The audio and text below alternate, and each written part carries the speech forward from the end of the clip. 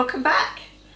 This is Big OGGIE World and it's a Friday and we've done Cocktail Corner, so I'm happy. Yeah. You will see the result sometime soon in a cinema near you or not.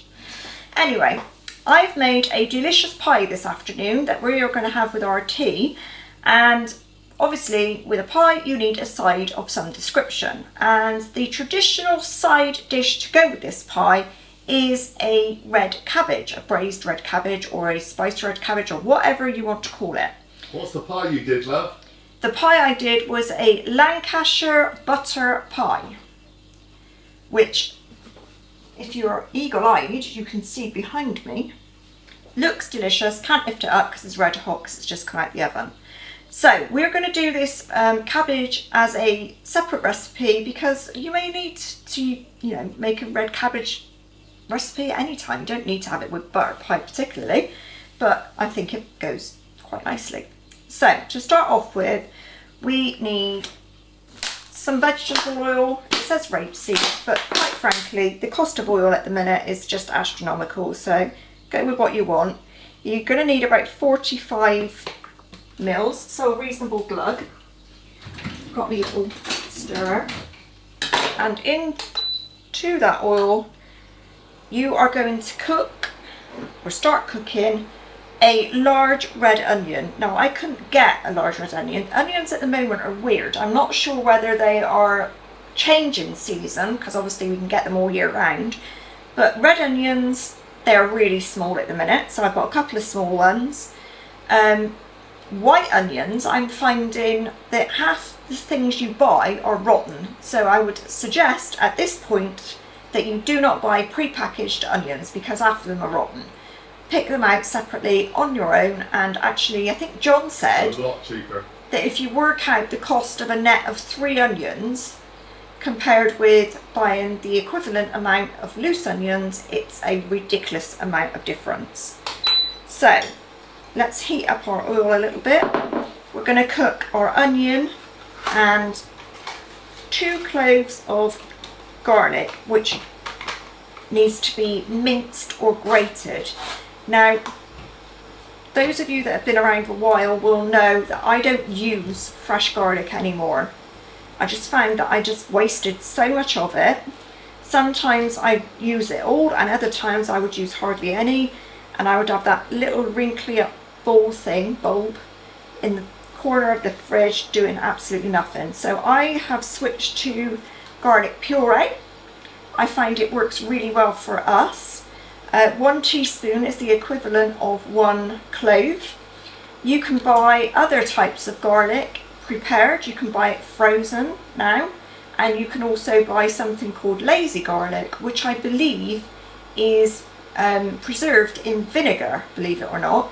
But once you cook it, the vinegar smell and taste completely goes, and you're just left with garlic.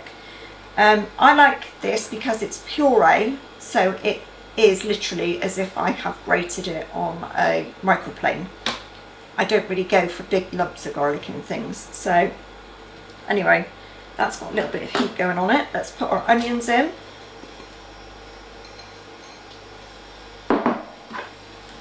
And 2 teaspoons of garlic, which is the equivalent of 2 cloves.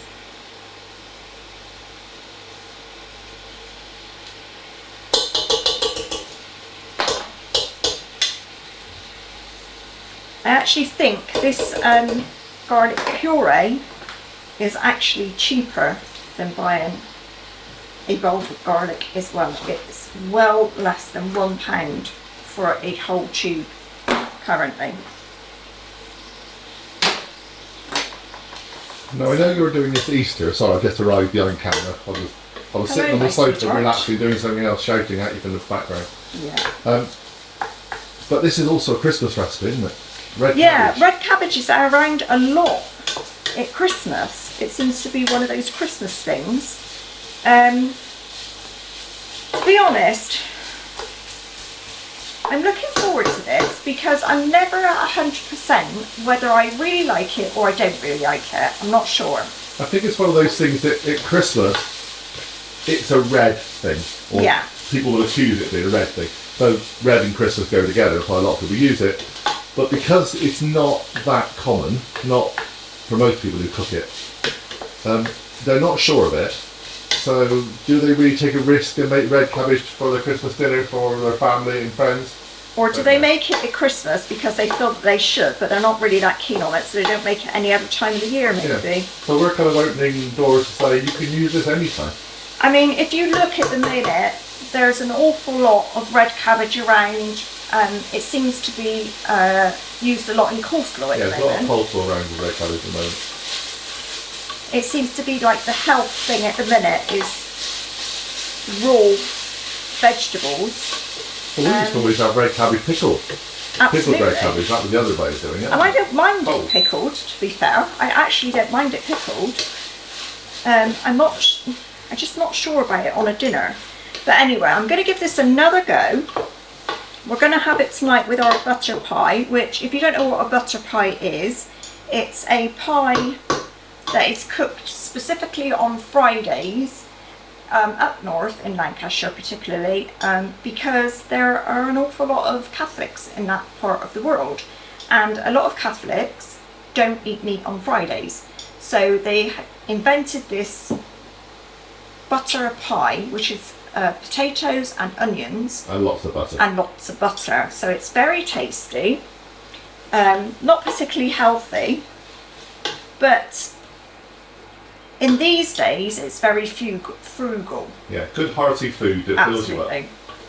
So I did the whole thing from scratch, including the pastry, because the pastry is made with lard, and at the moment the cost of butter is absolutely ridiculous.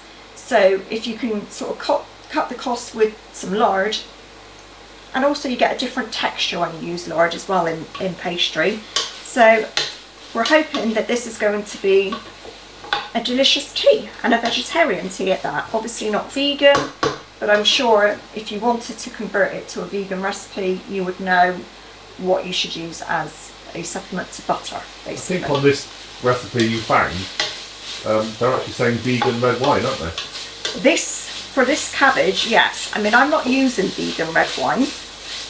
I'm just using ordinary red wine, but it does actually say vegan. So if you followed this particular recipe closely, it would be suitable for vegans.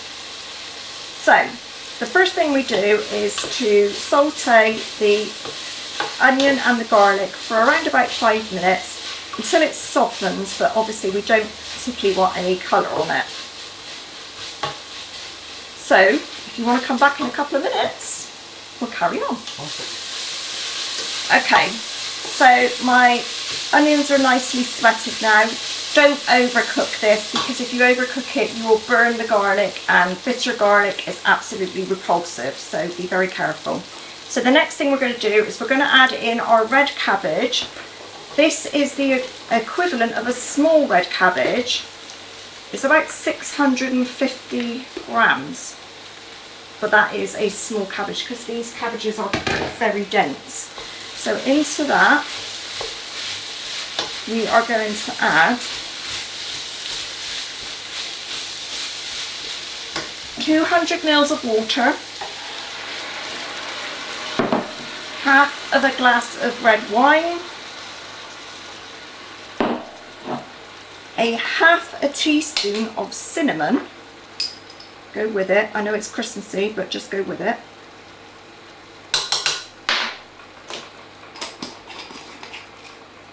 Some demerara sugar and some salt and pepper to taste.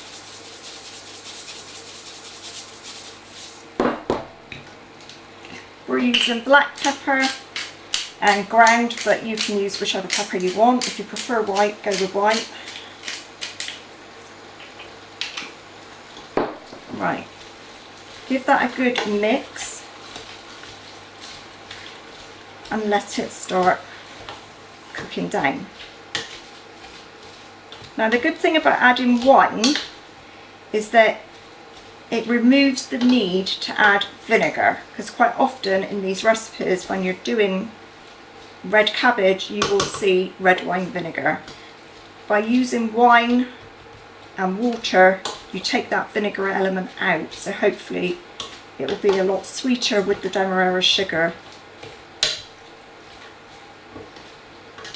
Now, because it's a dense cabbage, exactly the same as white cabbage, it does take a fair amount of cooking.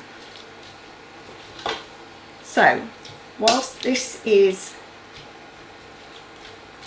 settling into the pan, I am going to dice 2 Bramley apples, and once they're done, I'm going to add them into the pan with the cabbage, cover it, bring it to a boil, and then let it simmer on sort of medium-low for about 20 minutes, and that literally is all there is to it.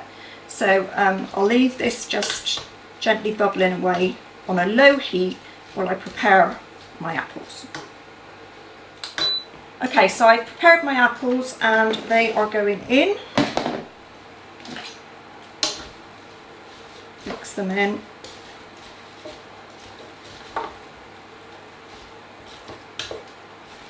My advice would be, if you're cooking red cabbage, do not wear white, because if you get a splash of it, it's most likely never coming out. And your chopping board goes purple if it's made of wood. And your hands go a bit purple as well. It's like doing beetroot, man. If we could do a beetroot and red cabbage dish, that'd be cool, wouldn't it? No? Yeah, that would really be like in your face. And we'll wear white shirts when we make it. You are a danger. I know. Danger's my middle name. Danger seeker. Right. So that's it. Everything is in there. I'm going to cover it. It's actually not far off the boil anyway, so I'm going to put it up for just a couple of minutes to bring it to a proper boil, and then reduce it and cook it on a medium to low for the next 20 to 25 minutes.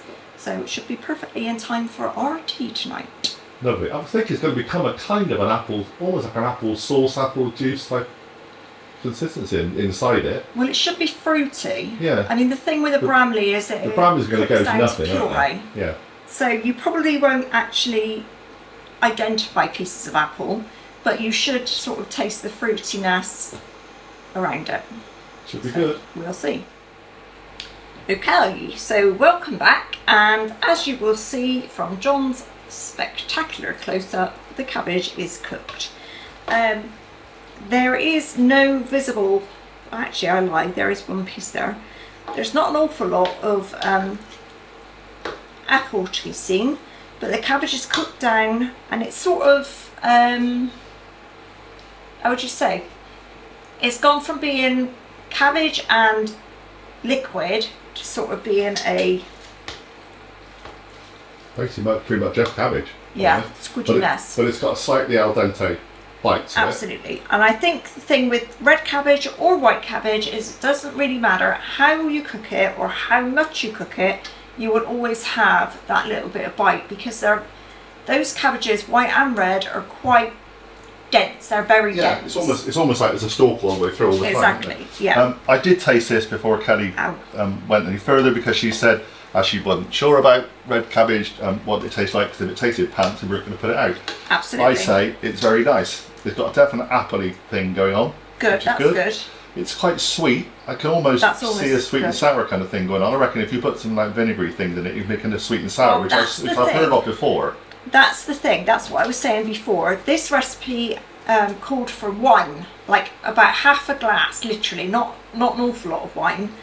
But some of the recipes ask for red wine vinegar, and I think when you have red wine vinegar, it becomes like a hot pickled cabbage. Yeah, definitely a sweet and sour issue going on. It's really not something that you would want with a savoury pie. And let's be real, I'm not sure if I can pick this up, but this is the butter pie that we are or have made, and it's traditionally served with red cabbage.